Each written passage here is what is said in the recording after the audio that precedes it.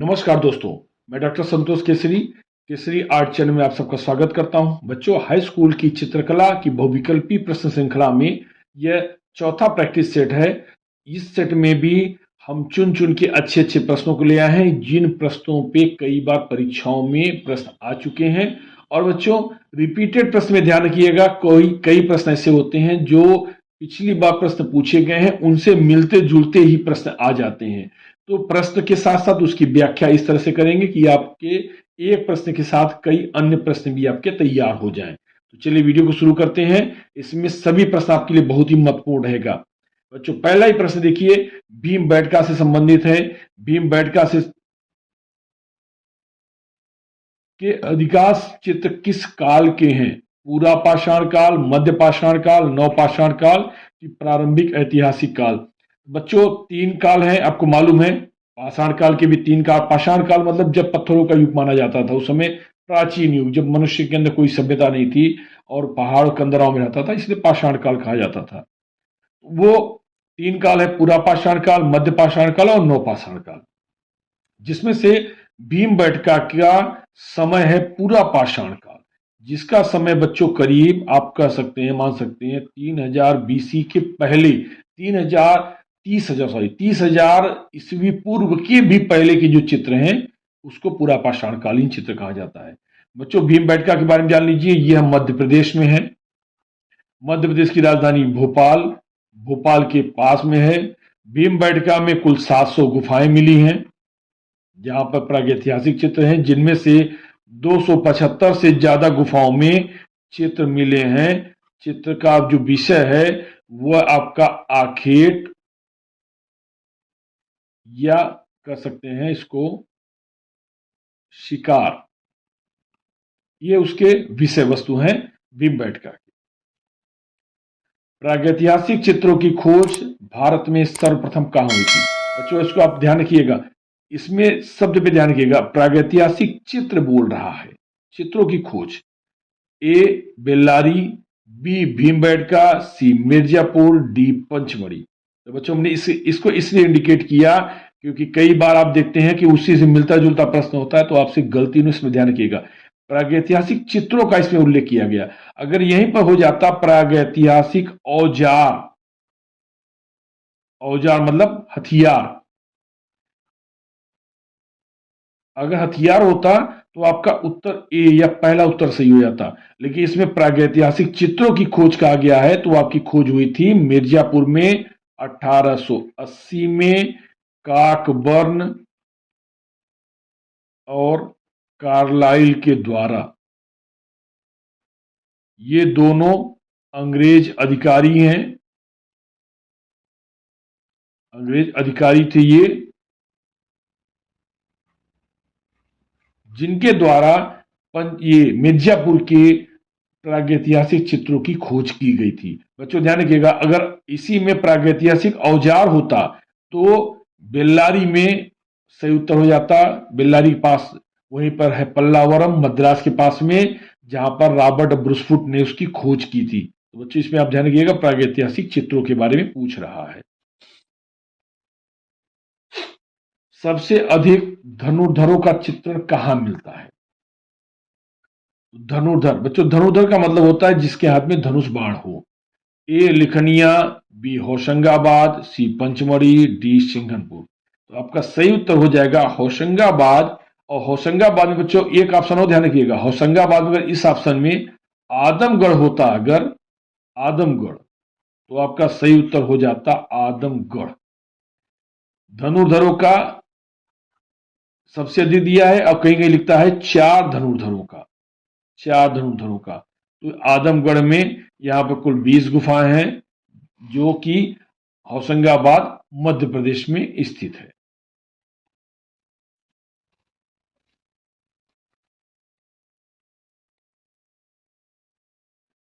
बच्चों, प्रश्न दिया है, गीली भित्ति पर चित्रण की विधि को क्या कहते हैं? देखिए बच्चों, जो भित्ति पे, भित्ति यानी दीवार पर पहले एक सरफेस तैयार, खुरदुरा होता है, उसको सरफेस तैयार करते हैं, कई कई चीजों को, गाय का गोबर, भूसी और गोंद, कुछ और चीजें मिला के उसमें लेप करते हैं, फिर उसमें बाद में आके चित्र बनाया जाता था। ये प्राचीन विधि थी।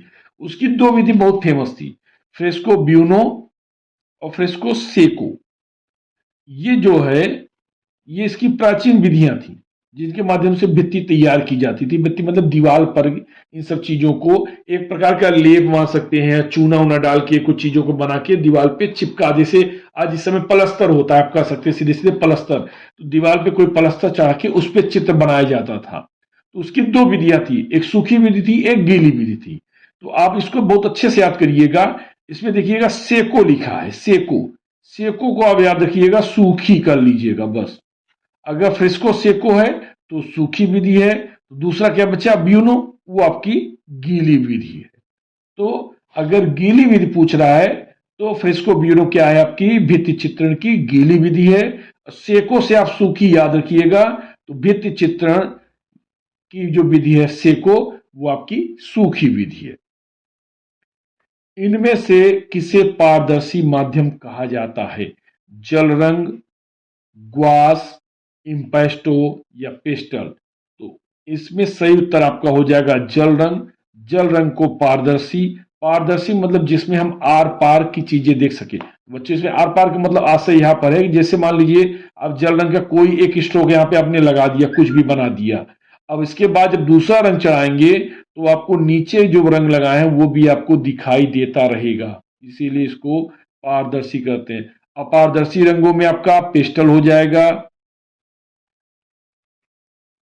पोस्टर कलर हो जाएगा, ऑयल कलर हो जाएगा,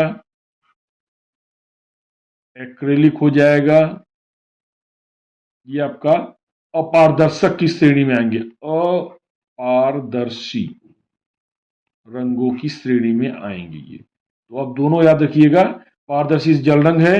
अगर अपारदर्शी पूछे तो इनमें से कोई अगर ऑप्शन है तो उसको आप लोग कर दीजिएगा। हीगेल ने सर्वश्रेष्ठ कला किसको माना है? हीगेल के बारे में बच्चों बता दें आपको। बच्चों, इसमें ऑप्शन देखिए, स्थापत्य कला, काव्य कला, संगीत कला, मूर्ति कला। तो हीगेल ने सर्वश्रेष्ठ कला माना है काव्य कला को। काव्य कला को उन्होंने सर्वश्रेष्ठ कला माना है। हीगेल से संबंधित प्रश्न कई बार आता है। आगे हम आपको हीगेल के बारे में और चीजें बताएंगे। पहले आप जान लीजिए, कला जो है आपकी दो कला मानी जाती है। एक मानी जाती है स्थिर कला और एक मानी जाती है गतिशील कला। गतिशील और स्थिर। बच्चों, गतिशील का मतलब जैसे नृत्य, नृत्य में व्यक्ति कोई नाचेगा तो हिलता डुलता रहेगा। काव्य, संगीत, ये भी आपका, जैसे कोई गा रहे हैं तो वो एक जगह से दूसरी जगह उसकी आवाज जा रही है। स्थिर में आपका हो जाएगा चित्र, मूर्ति, ये आपका स्थिर कला मानी जाती है। चित्र सूत्र का उल्लेख कहां मिलता है? ए गरुड़ पुराण, बी पद्म पुराण, सी भागवत पुराण, डी विष्णु पुराण। बच्चों, आपका चित्र सूत्र बहुत ही इंपॉर्टेंट सवाल है। इससे संबंधित कई प्रश्न कई बार परीक्षाओं में आ चुके हैं, इस बार भी संभावना है। तो इसमें आपका सही उत्तर है विष्णु पुराण। विष्णु पुराण में, और आपको बता देते हैं, विष्णु पुराण के लेखक हैं मार्कंडेय मुनि।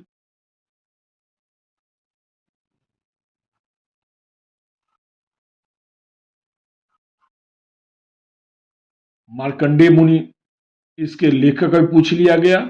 इसमें एक चित्र सूत्र है जो आपका लिखा गया है 34 अध्याय से लेके 43 अध्याय, कुल मिला के 9 अध्याय लिखे गए हैं, जिसको प्रकरण कहते हैं चित्र सूत्र। और ये बच्चों चित्र, रंग इत्यादि के बारे में पूरी इसमें व्याख्या की गई है। बच्चों, दिया है भित्ति चित्रण किस पे किया जाता है? तो भित्ति से आप सीधे समझ रहे हैं कि भित्ति माने दीवार। तो इसमें आपका ए उत्तर सही है, दीवार। इसकी दो विधि आपको मैंने बताया, फ्रेस्को ब्यूनो और फ्रेस्को शेको। शेको विधि जो है सूखी विधि है और ब्यूनो आपकी गीली विधि है। इसका प्रयोग इटली में प्रारंभ हुआ था। इसको आप लोग नोट कर लीजिएगा, ये बहुत आपके लिए बहुत जरूरी रहेगा। निम्नलिखित में से कौन सी कला रूपप्रद नहीं है? जिसमें कोई रूप नहीं है बच्चों। तो मूर्तिकला रूप आपसे बता दिया, रूप का मतलब जिसको हम अपनी आंखों से देख सकते हैं, उसके आकार को हम पहचान सकते हैं, वो आपकी रूपप्रद होती है। तो मूर्तिकला में आकार को हम देखते हैं, पहचानते हैं। चित्रकला में भी हम आकार देखते हैं, पहचानते हैं चित्र है। वास्तु माने भवन निर्माण, स्थापत्य, इसको वास्तुकला कहते हैं। आकार मकान उसका भी हम लोग देखते हैं। लेकिन संगीत को बच्चों हम लोग देखते नहीं, संगीत को हम लोग सुनते हैं।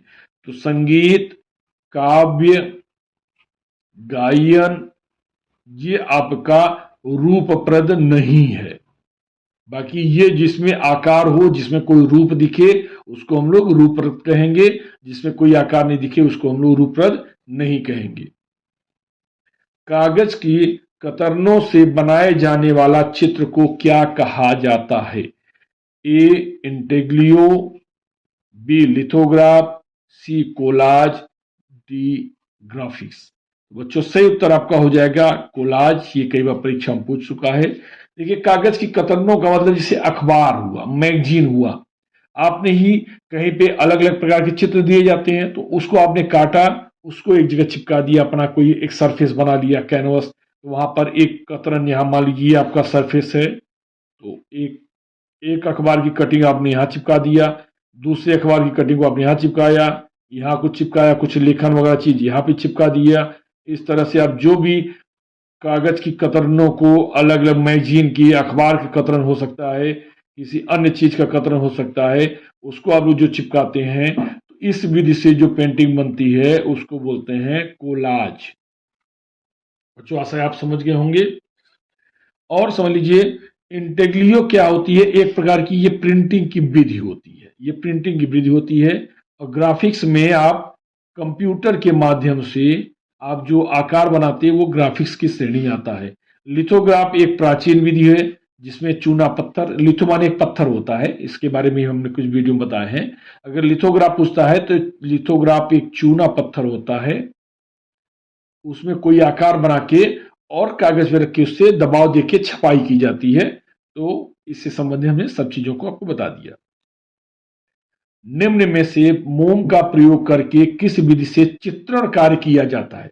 बच्चों देखिए, अभी पिछले वीडियो में बताया था मोम के माध्यम से एनकास्टिंग की, एनकास्टिंग जो मिस्र में प्रचलित है। अगर किसी पे देना, अगर कोई आकार है उसमें हमने बना दिया, वो आपका एनकास्टिंग विधि होती है। मोम का प्रयोग, मोम के प्रयोग से एनकास्टिंग विधि जो होती थी, एनकास्टिंग,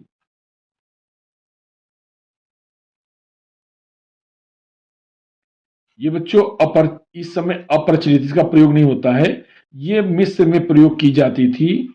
मिस्र में जो मम्मी होती थी उसके ऊपर जो परत होती थी उसी पे इसका प्रयोग किया जाता था, जिसमें गर्म मोम का प्रयोग किया जाता था, उसको हॉट वैक्स भी कहते थे। लेकिन इसमें दिया है कि चित्रण, इसी में आपको कहते हैं, बार बार समझाते हैं कि आप कभी कभी कंफ्यूजन वाले प्रश्न होता है। मोम के प्रयोग से चित्र पूछे तो अलग रहेगा, और अगर मोम के प्रयोग से भित्ति पूछे तो आपका वो अलग रहेगा। भित्ति पूछे तो इनकास्टिंग हो जाएगा, और अगर चित्र पूछेगा तो आपका बाटिक जो होता है ये आपका सही उत्तर हो जाएगा। बाटिक का प्रयोग करते हैं मोम से। एक कपड़ा लिया जाता है, उसमें मोम से कोई आकार बना दिया जाता है, शेष भाग में रंग डाल देते हैं, बाद में जब उसको गर्म पानी में डालते हैं तो मोम हट जाता है, और जो वो रंग पक्का हो जाता है, शेष भाग में जो आकार बना होता है वो आपको मिल जाता है। इसके प्रयोग से आपका बाटिक होता है। तो बच्चों, अगर मोम का प्रयोग से चित्र पूछे तो बाटिक, अगर भित्ति पूछे तो एनकास्टिंग, इसको आप लोग याद रखिएगा। सामान्य पेंसिल में कौन सी सामग्री प्रयुक्त होती है? ग्रेफाइट, कार्बन, लोहा, हीरा। बच्चों ये ऑप्शन आपके सही नहीं है, सही उत्तर आपका है ग्रेफाइट। ग्रेफाइट पेंसिल का प्रयोग होती है। पेंसिल कई प्रकार की होती है, इस समय चारकोल पेंसिल भी मार्केट मिल जाती है आपको, चारकोल। लेकिन प्राय जो है बहुतायत पेंसिल होती है, जो आपका बहुतायत पेंसिल जो होती है वो आपकी ग्रेफाइट की बनी पेंसिल होती है। इसका सही उत्तर हो जाएगा आपका ग्रेफाइट। हीगेल के अनुसार निम्न श्रेणी की कला कौन सी है? तो बच्चों पहले आपको हीगेल के बारे में बता दें। हीगेल एक जर्मनी के, ये जर्मन प्रोफेसर हैं जिन्होंने बहुत सारी पुस्तकें लिखी हैं, जिस पुस्तक में इन्होंने कला की श्रेणी का वर्गीकरण किया है। हम वर्गीकरण कर देते हैं, उत्तर आप अपने आप समझ जाएंगे। सबसे ऊपर इन्होंने रखा है कविता को, फिर उसके बाद रखा है इन्होंने संगीत, फिर उसके बाद इन्होंने रखा है चित्रकला,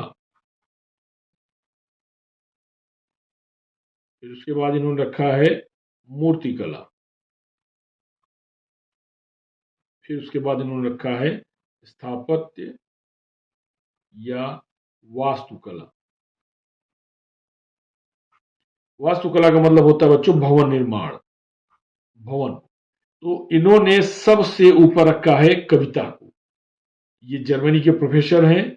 इसमें इसके अनुसार आप देख सकते हैं, प्रश्न पूछा है कि निम्न श्रेणी की कला कौन सी है। तो आप इसमें देखिए आगे आपका ऑप्शन ए, स्थापत्य कला आपका सबसे निम्न श्रेणी की है। और सबसे श्रेष्ठ पूछा जाएगा तो आपको लिख देना है काव्य कला या कविता। काव्य कला या कविता को इन्होंने सर्वश्रेष्ठ माना है। किसने माना है? हीगेल। हीगेल का पूरा कभी नाम पूछे बच्चों आप लोग लिख सकते हैं, मुझसे पूछता नहीं, जॉर्ज विल्हेम इनको कहा जाता है, जॉर्ज विल्हेम हीगेल। वो बहुत इंपॉर्टेंट नहीं है, मेन समझ लीजिए इन्होंने कला की श्रेणी में क्या बांटा है। ये पांचों आप लोग नोट कर लीजिएगा, कविता, संगीत, चित्रकला, मूर्तिकला और स्थापत्य या वास्तुकला। फ्रेस्को सेको चित्रण में किस प्रकार की भित्ति का प्रयोग किया जाता है? तो ये बच्चों इससे संबंधित कई बार चीजें बता चुके हैं, ये आपके लिए क्यों बहुत इंपॉर्टेंट है, इसलिए आपसे पूछा जा सकता है। तो एक होती है शुष्क विधि, गीली विधि, बिना पलस्तर की विधि, उपरोक्त तो सभी। इसमें आपका सही उत्तर हो जाएगा शुष्क, क्योंकि हमने आपको बताया था पिछले वीडियो में, सेको से आप लोग याद रखिएगा सूखी, सूखी। तो शुष्क माने वो भी होता है सूखा। तो फ्रेस्को सेको, ये सूखी विधि फ्रेस्को सेको की है। अगर गीली विधि पूछता है तो ये हो जाता है फ्रेस्को ब्यूनो, ये आपकी गीली विधि होती है, और सूखी विधि होती है फ्रेस्को सेको। पेस्टल को स्थायी बनाने के लिए किसका प्रयोग किया जाता है? वार्निश, पायस, फिक्सेटिव की तैल। तो बच्चों तैल का प्रयोग ये ऑयल पेंटिंग में होता है, पायस का मिश्रण में काम होता है, वार्निश पेंट काम में आता है। इसका सही उत्तर आपका हो जाएगा फिक्सेटिव। फिक्सेटिव मतलब फिक्स, ये इंग्लिश शब्द है, ये शब्द आपका फिक्स से बना है। फिक्सेटिव, फिक्स माने जमाना होता है किसी चीज को। तो ये आपका सही उत्तर हो जाएगा फिक्सेटिव, क्योंकि इसके माध्यम से जहां पेस्टल हम स्प्रे कर देंगे वो जगह चिपक जाती है और जम जाती है, उसके बाद वो रंग छूटता नहीं है। बच्चों यहां से वीडियो समाप्त करते हैं। वीडियो पूरा देखने के लिए बहुत बहुत धन्यवाद। अगर वीडियो आपको पसंद आया तो इसको लाइक, शेयर, सब्सक्राइब जरूर करें, अन्य तक उसको जरूर शेयर करें जिससे इसका लाभ अन्य को मिले। और हमारे इस वीडियो, हमारे चैनल पे आपको थ्योरी के साथ साथ प्रैक्टिकल वाले भी बहुत सारे वीडियो मिल जाएंगे, तो आप उनको भी जरूर देखिएगा। आप उससे आप आलेखन सीख सकते हैं, वस्तु चित्र सीख सकते हैं, इसमें चित्र सीख सकते हैं, पशु पक्षियों को बनाने की सरल से सरल विधि सीख सकते हैं। तो बच्चों मिलते हैं बहुत जल्द आपसे अगली वीडियो में, तब तक के लिए गुड बाय।